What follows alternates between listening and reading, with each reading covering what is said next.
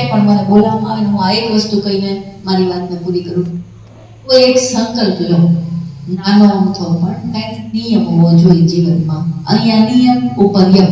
જેને નીચે નિયમ જેટલા પાડ્યા છે એને યમરાજાથી બીવાની જરૂર નથી. યમરાજાનું બીજું નામ છે ધર્મરાજા. ધર્મરાજાનો વ્રત નહીં કરવાનું, અહીંયા કંઈક નિયમ લેવા પડે. પછી સવારમાં ઉઠી અને હું ચકલાને ચણ નાખું તોય ભલે, અથવા તો રોજ હું સોયના નાકામાં દોરો પૂરવીશ. આટલું તો જ કામ છે, પણ રોજ કરી શક. જે નિત્યતા છે ને એમાં શક્તિ છે. આજે જ્યારે આ પ્રતિષ્ઠા થાય ને ત્યારે બધાએ કંઈક એવો સંકલ્પ લેજો કે હું નાથજી છું, નાથના ઘરે મેં જન્મ લીધો છે, નાનું પણ નાથનું બચ્ચું. તો એવો કંઈક સંકલ્પ લેજો કે આજ પછીથી મારું આ જીવન આ એક કામ હું કાયમ કરીશ. પછી ગમે એટલું નાનકડું હશે હાલશે, પરીક્ષા રહેશે ભગવાન. જેવો સંકલ્પ લેશો એટલે થોડી કષ્ટી આવશે, ભલે નાનકડો લીધો હશે પણ તોય થશે. હું નક્કી કર્યું કે 10 મિનિટ માટે મારે હાથની આંગળી નથી હલાવી પડી, 10 મિનિટ પછી 10 કલાક જેવી લાગે, 100% થાય. પણ એક નાનકડો નિયમ લેજો, કેમ કે ટીપે ટીપે સરોવર ભરાય ને. મકાનની અંદર તમારે નીચે માર્બલ બહુ મોંઘો ખાયલો નાખ્યો છે, પણ નળ ટપકે ને રોજ, તો એ ટીપુ ટીપુ ધીમે ધીમે માર્બલમાં તિરાડ પાડતી છે, થોડી વાર છે. જો રોજ એક નિયમ એક વ્રત હશે ને એનું, તો જ એક દિવસ એક વખત કર્યું એ કામ તમારા આખા આયુષ્યમાં લાખો વખત થઈ જશે. એ તપસ્યા બની જશે. ગૃહસ્થાશ્રમમાં રહી અને જો કંઈ કરી શકાતું હોય ને તો એ છે નિયમ. કોઈ એવું નિયમ લઈ લો. આપણા ગઈઢાઓ ક્યાં અમરનાથની યાત્રા કરતા હતા, ક્યાં ગુફાઓમાં કોઈ સાધુ સંતો પાસે જતા હતા. હા, એ છે એના જીવનમાં નિયમ હતા. કૂતરાને રોટલી નાખી પછી ખાય, એ ગાયને જમાડતા, એ રોજ કેરિયર પૂરી દેતા, આવું કાંઈક તો એ રોજ કરતા. અને આપણે આજ પણ એક્સિડન્ટ થાય બચી જાવ એટલે શું તો ગયડાના પુનાડા આવ્યા.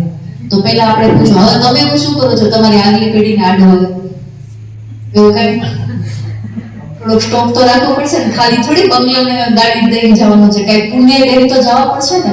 તો એવું તમે શું કરો છો કે તમે આગલી પેઢી એમ કહીએ કે મેં અમારા દાદીમાના પુનાડી આવ્યા, બહુ કામ, બહુ ભક્તિમાં વડાતા. એવું આપણે શું કહી શકશું?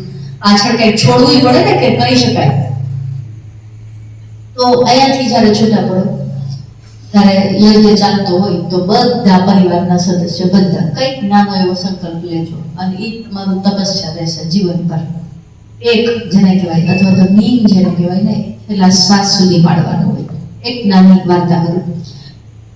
એક પટેલના બાપા હતા સુરતમાં, અહીંયાથી બધું વેચીને પછી દીકરા સુરતમાં વહી ગયા, પછી માજી બાપા ત્યાં જ એમને કેન્સર થઈ ગયું. આમ સત્ય ઘટના છે. Fourth stage cancer. ડોક્ટરે કહી દીધું હવે સેવા કરવામાં કંઈ થઈ શકે. એ બાપાએ કીધું મારે મરવું અહીં સુરતમાં નથી, મારે ગામડે, મારે જ્યાં હતું ત્યાં જે મરવું છે. હવે એનું તો બધું વેચાઈ ગયું, એટલે જે કાકા બાપાના ભાઈઓ એની જે જમીન ને ખેતીવાડી હતી ને એને કીધું કે ભાઈ હું અહીંયા થોડાક દિવસ રહીશ. વાડીએ રહેવાનું, ઘરેથી ટિફિન આવી જાય, જમીને એક જ ટાઈમ જમતા, બરાબર.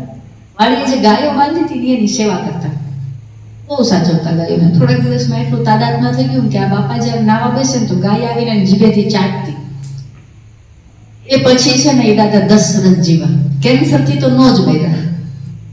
તો આ તો સેવાનું, જેને આપણે ચમત્કાર કહીએ છીએ કે જાદુ થઈ ગયું. જાદુ કંઈ નથી હોતું, એનો આપણને સાયન્સ સમજમાં નથી આવતા ને એને આપણે ચમત્કાર કહીએ છીએ. પણ હર વસ્તુનું વિજ્ઞાન છે. આપણે જે ગાયની અંદર દેવતાઓ બતાવ્યા છે, કોઈ ફોટો જોયો હોય તો, શિંગડામાં કંઈક છે, પેટમાં કંઈક છે, પગની ખુરીમાં કંઈક છે, જીભમાં છે ને વિધાતા છે. વિધાતા જે લેખ લખે ને, ગાયે ચાટી ચાટીને એના લેખ બદલી નાખ્યા. અને આપણા ગીડાઓ તમે જોજો રોટલી ખવડાવતા ને હાથ ચટાડતા.